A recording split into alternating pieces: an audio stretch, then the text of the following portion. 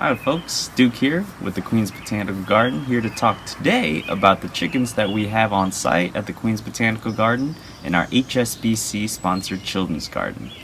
Today we're going to take a look and answer some of the few questions we received via our social media posts, and you'll hear from me as well as a few other members of our chicken committee. Hi everybody, I'm Miranda. Hi everyone, I'm Annie. Hi, I'm Dylan, and together we're some of the members of the QBG Chicken Committee. Today, we're each going to answer different questions about the chickens. One of the first general questions we have today is, what's the difference between a hen and a rooster? Well, the hens are female chickens like the ones we have at our botanical garden, and roosters are male chickens. One of the general questions that we received is, what are the breeds of the QBG chickens? At the garden we have 4 types or breeds of chickens, each with its own personalities and characteristics.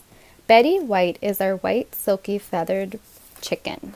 She is known for her kid friendliness and also her small size, making her perfect for the backyard. Deborah is our buff Brahma chicken. A lot of people choose Brahmas for their friendliness, and they are known to be gentle giants. They can grow up to 13 pounds as a hen. They were originally developed from an Asian line of chickens in the ports of Shanghai and are known for their fancy feathers. Our well-summer chicken, Bernadette, is from the Netherlands. This breed comes in different colors, but ours is a red partridge variety. They are also known for their dark, speckled eggs. Last but not least, we have Egbert, our speckled Sussex. There are different color varieties, but our speckled variety has white-tipped feathers. This breed is also known for its friendliness, and they can follow you around anywhere in the garden. All of our breeds add color and life to the children's garden. User Reb Werman asks, do they lay eggs? They do indeed, Reb Werman. In our chicken coop, we have a little section for the ladies where they can lay their eggs. And if we take a closer look, we can view a nesting spot. This is the area where our lovely hens are going to lay these gorgeous organic eggs.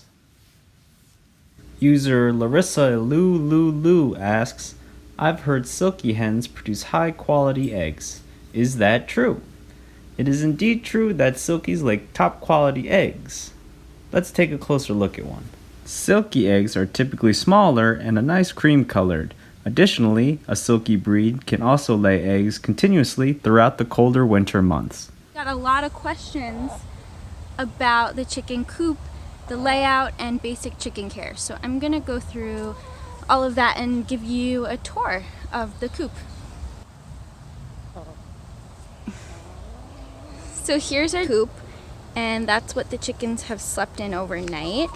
And it's recommended that they have about 4 square feet per chicken to live. And our coop is dug into the ground. It's kind of hard to see from here, but this chicken wire is dug deeper and bent inward a bit so that predators can't dig under. In the winter, we added to the coop tarp to go all the way over, and that allowed for more insulation besides their own body heat. Something else that we installed this winter, which Silky was just about to model for us, was this flap outside of the coop so that we could lock them in here at night, and then at their leisure they could walk up the ramp into their nesting box and go to sleep safely.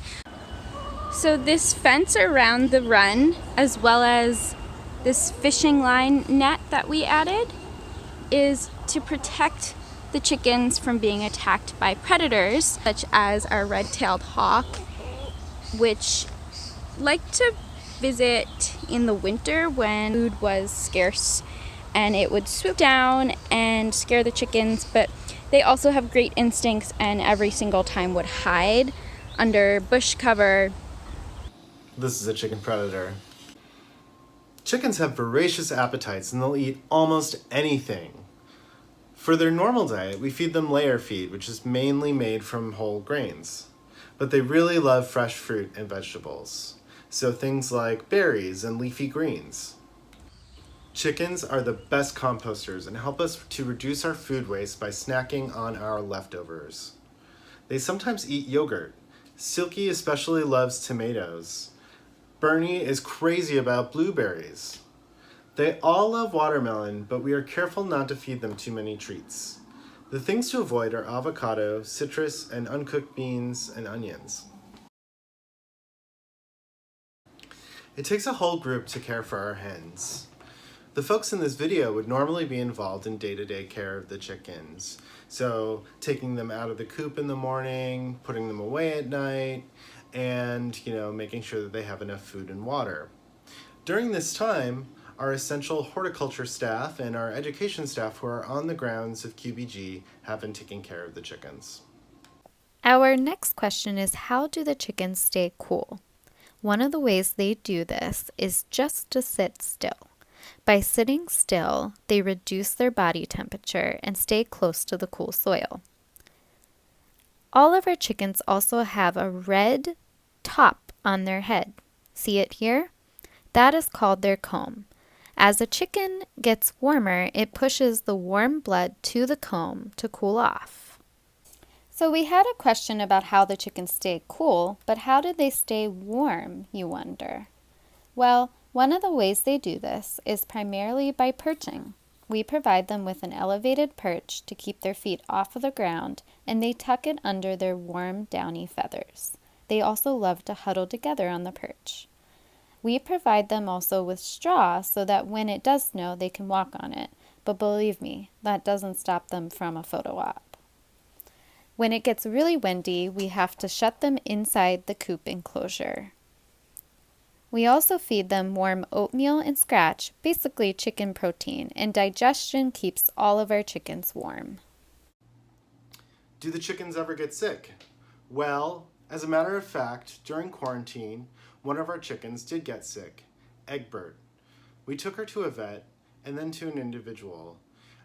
That person has been taking care of Egbert during this time, and she's been recovering really well, and now she lives with her.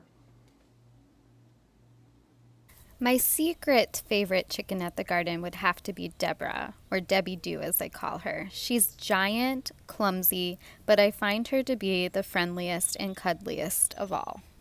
Recently, Deborah, or Blondie, has been one of my favorites because I've noticed that she has been really sweet to humans, and every time I go near her and try to give her some food, she comes, and she isn't that shy. So I think that's nice that she's trusting and she lets me pet her.